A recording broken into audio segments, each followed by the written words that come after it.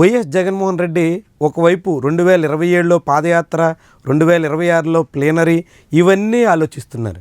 కానీ ఇప్పుడు 2025లో ఆయన చుట్టూ ఉన్న కోటరీలోని ముఖ్య నేతల మెడకు మద్యం స్కామ్ చుట్టుకుంటోంది. ఇది చాలా చాలా తీవ్రమైనటువంటి సమస్యగా పరిణమించబోతోంది.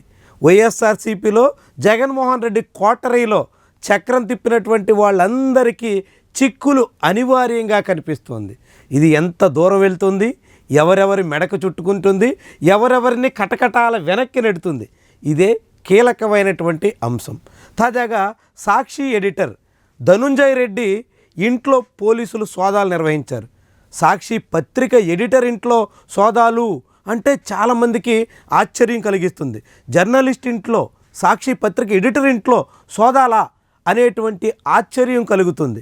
కానీ అసలు విషయం ఏంటంటే అదే ధనుంజయ్ రెడ్డి 2019 నుంచి 24 వరకు ఆంధ్రప్రదేశ్ రాష్ట్ర ప్రభుత్వంలో గ్రామ వార్డు సచివాలయాల సలహాదారుగా పనిచేశారు.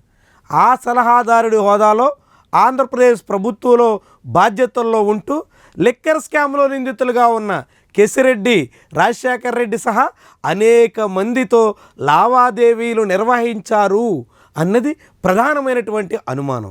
ఈ అనుమానంతో పోలీసులు లిక్కర్ స్కామ్ దర్యాప్తులో భాగంగా ధనుంజయ్ రెడ్డి ఇంట్లో సోదాలు నిర్వహించినట్టుగా అర్థమవుతుంది.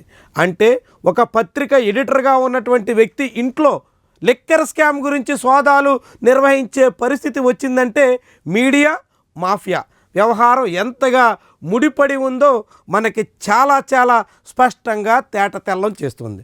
ఒకవైపు ధనుంజయ్ రెడ్డి ఇంట్లో పోలీసులు సోదాలు నిర్వహించి 2019 నుంచి 24 వరకు అతను చక్కబెట్టినటువంటి వ్యవహారం, అతను లిక్కర్ మాఫియాలో ఎంతెంత భాగస్వామిగా ఉన్నారనేటువంటి విషయం బయటికి కూపీ లాగుతుంటే, రెండో వైపు ధనుంజయ్ రెడ్డి, జీవీడి కృష్ణమోహన్, వాళ్ళతో పాటుగా గోవిందప్ప, వీళ్ళందరికీ సుప్రీంకోర్టు షాక్ ఇచ్చింది. సుప్రీంకోర్టులో ముందస్తు బెయిల్ కోరుతూ వేసినటువంటి పిటిషన్ని తోసిపుచ్చేసింది. ఇప్పటికే ఏపీ హైకోర్టు ముందస్తు బెయిల్కి నిరాకరించింది. ఇప్పుడు తాజాగా సుప్రీంకోర్టు కూడా ససేమిరా అనడంతో ఈ బ్యాచ్కి అనేక రకాల సమస్యలు అనివార్యంగా కనిపిస్తుంది. మరి వీళ్ళని కూడా ఇప్పటికే రాజ్ కసిరెడ్డి, చాణుక్య ఇలాంటి వాళ్ళని అరెస్ట్ చేసినట్టుగా ఈ ముగ్గురిని కూడా అరెస్ట్ చేసేదానికి సిట్ సిద్ధమవుతుందా? అరెస్ట్ చేస్తే వీళ్ళందరి పరిస్థితి ఏంటి? చాలా చాలా ముఖ్యమైనటువంటి అంశం.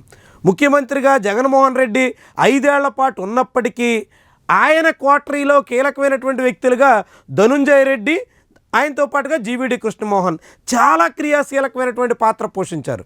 ధనుంజయ్ రెడ్డి అయితే అటు పార్టీలో ఇటు ప్రభుత్వంలో అంతా తానే అన్నట్టుగా వ్యవహరించారు. దాదాపు సజ్జల రామకృష్ణారెడ్డి స్థాయిలో ఈ ధనుంజయ్ రెడ్డి ముఖ్యమైనటువంటి వ్యవహారాలన్నింటినీ చక్కబెట్టేశారు.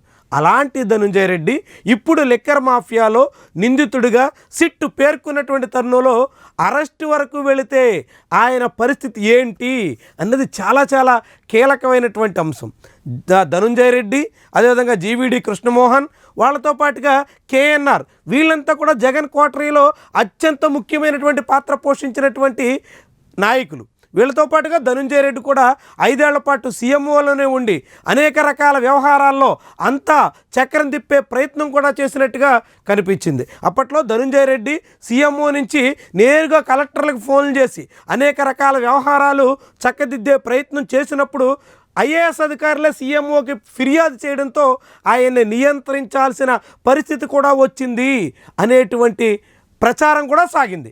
అలాంటి ధనుంజయ్ రెడ్డి ఇప్పుడు లిక్కర్ స్కామ్లో అలాంటి అధికారులందరికీ ఇప్పుడు వ్యవహారం చక్కబెడుతున్నటువంటి తరుణంలో ఎవరెవరికి ఎంతెంత భాగస్వామి ఉందన్నది సిట్టు తేలుస్తుందా? తేలిస్తే వీళ్ళందరికీ ఎంత మేరకు కష్టాలు దాపురిస్తాయి?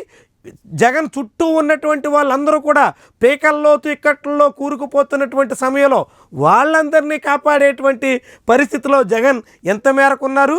వీళ్ళందరినీ కాపాడే ప్రయత్నం ఆయన ఎంతవరకు చేయగలరు? ఇది చాలా చాలా కీలకమైనటువంటి ముఖ్యమైనటువంటి అంశం. ముఖ్యంగా వైఎస్ఆర్సీపీకి సంబంధించి చాలా ప్రధానమైనటువంటి వ్యవహారం.